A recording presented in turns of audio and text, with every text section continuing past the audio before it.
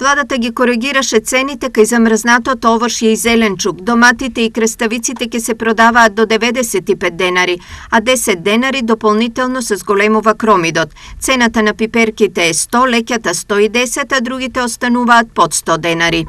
Зголемување има за доматите, ќе биде околу 95 денари е највисоката цена. Истото важи и за касавиците и за 10 денари се зголемува кромитот. Приметуваме во пазарот намалување на цените на овошјето, а тоа секако дека заради сезоната. Ова ќе важи до крајот на месецот, граѓаните да идат спокојни, во дневна база се контролираат цените на увозот врз основа на тоа што се пријавени, ако има потреба и во текот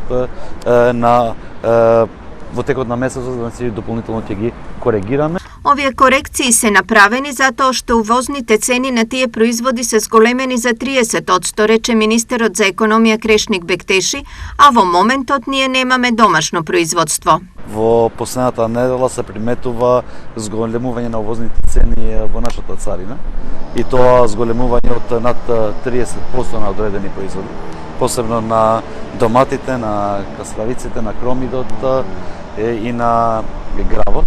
Треба да се има во предвид дека овие фактури што веќе се доставуваат во нашата царинска управа се пологични фактури од тоа што беше предоставено.